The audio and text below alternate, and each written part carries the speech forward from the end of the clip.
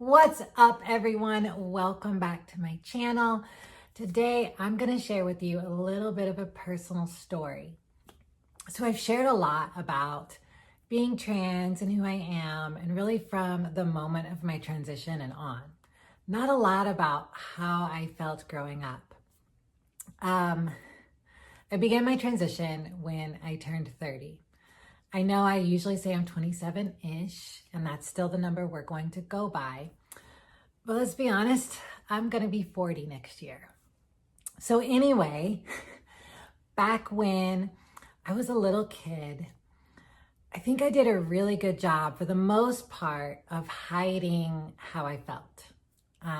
Because it was 1982 when I was born. So it was the early 80s, mid 80s.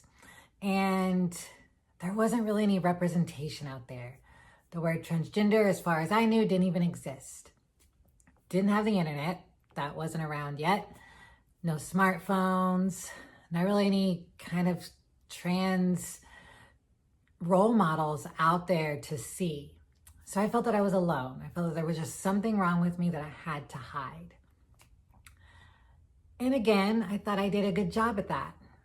But as I reflect back at some of the stories of things I did when I was little, I actually tried to out myself all the time. And I'm sure a lot of us that are a little bit older in the trans world did very similar things. But I remember, for example, when I was, probably 6 or 7, and I was playing with the local kids in the neighborhood when I was growing up in Tulsa, and we played house, make-believe. Everybody always does that.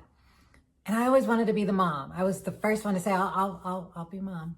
And I would take like a washable marker or crayons or whatever I could get my hands on, and I would use those to paint my nails and my toenails. And I really didn't have clothes or anything, so that's what I had to do to represent. Other than that, I really don't remember much about it, but I remember doing that. And then as I got a little bit older, I'm not sure the exact age, but when I had sleepovers with friends, you'd always come up with games. You'd play card games, board games, or just go outside and make up stuff. So one of the things I did was change the rules of the game a little bit, meaning the loser had to dress up like a girl. And of course, I would lose almost all the time, so that I had to spend most of the time next time we hung out as a girl. I wouldn't lose all the games because I didn't want to make it obvious. So they would always have to dress up a little bit too. They would use their sisters or their mom's things. I, however, had my own things because at that time, my mom and I worked at this place where we sorted clothes. And it wasn't like an official job where you had to be a certain age or anything like that. It was just a couple people that would get a bunch of clothes donated, and they would hire other people to sort through them so they could find vintage clothes that they could turn around and sell for a lot of money. So that was my perfect opportunity to take a bag with me to work, and if there was anything that I wanted, because everything else was just going to Goodwill, I would just take it home, put it in my bag and take it home with me so I had it. And I would use it when I dressed up around my friends for these games, or just when my parents went to bed, or if they weren't at home and I was, like on a weekend, I could just put everything on and go outside. We lived right next to the highway in this trailer.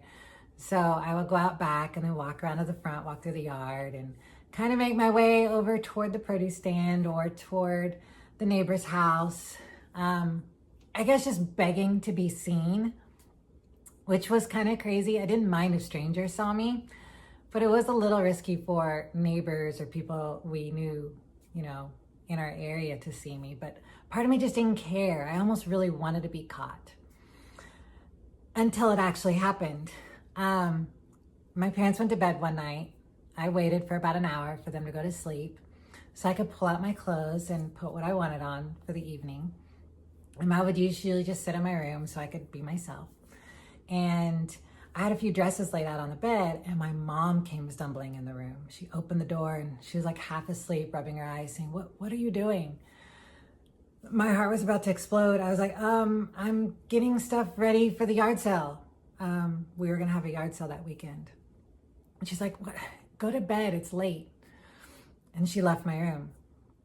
So I'm already thinking now I've got to get rid of all of my stuff because my parents are going to find out and this isn't going to be good. Next day I come home from school and the first thing they want to do is have a talk. I'm going to take a quick break in the video, get back to the story in just a second, but I wanted to introduce you to today's video sponsor, Skillshare. It's an amazing online platform where there are a ton of classes that you can take and really learn a new skill. It's for creatives. So there's everything from marketing and social media to video editing, photography, illustration, and design. The most recent class I took on Skillshare was iPhone photography, how to take pro photos on your phone, taught by Dale McManus. I've really enjoyed this class because it's been teaching me how to utilize natural light and how to create depth in my photography, all with my phone. And as you can see on the rest of the site, it's super easy to navigate. There's different categories available for you to really focus on what matters to you, what skills you want to learn. It's curated specifically for learning, meaning there are no ads and they're always launching new premium classes. So you can stay focused and follow wherever your creativity takes. And because Skillshare is sponsoring this video today, I get to offer to the first 1,000 subscribers to click the link in the description box below, 1 month free trial of Skillshare. It's a great opportunity to take some new classes, expand your creativity. I really encourage you to check it out. And now, back to my story. Me down, and the first thing they said is, just so you know, we love you no matter what. Are you gay? And I had never thought of guys that way before, so at that time I was like, no, I'm not gay. Then they said, well, do you like to dress up like a girl? And like my heart's beating super fast. I'm probably sweating like crazy, but I was very adamant. I was like, no, not at all. Because I was afraid of how they would really react. And they said, it's okay. We just wanted to know, you know, we love you. We just want to let you know that. And they let me go. And I went to my room and was freaking out that I had to get rid of my stuff before they found it. And that was the last time they ever brought it up, which is crazy. And I did. I purged everything. I threw it all away. I got rid of everything. And just slowly over time accumulated things again. We'll go to Payless, where I kind of got caught there by the cashier because I was trying on women's shoes, or at least one. Made up a story when she caught me, and I was like, I'm doing a thing for Halloween. It was a dare. And she's like, well, you're going to want to try the other one on and walk around in them because you don't want to fall later. Those are high. Because I was trying on some heels. So I put them back and left because I was ashamed. Unfortunately, that's what society teaches us, is if we're, you know, not the norm, then we should be ashamed of ourselves and feel different and self-hate. So, and also I want to point out that clothes, just because I would dress up in these certain clothes, I know that that's not what makes us who we are. Clothes are just a representation of how we feel. So gender identity, expression, it's also fluid and amazing. And I'm glad that we're understanding that more now. But back then, that's not how it was. So for me to be able to wear a dress was everything to me, because that was able to represent how I felt to the world. And like I said, I kind of risked being seen because I really wanted to be seen. And yeah, that's kind of some stories I have from when I was younger. It kind of really continued all the way through college and through my marriage. I've talked a little bit about that, and the fact that I would pretty much be caught and I would still lie because of that guilt and that shame. It wasn't until I was about 29, 30 years old that I finally let go of that so that I can truly breathe and exist and be free in who I am. So anyway, I hope y'all enjoyed my stories.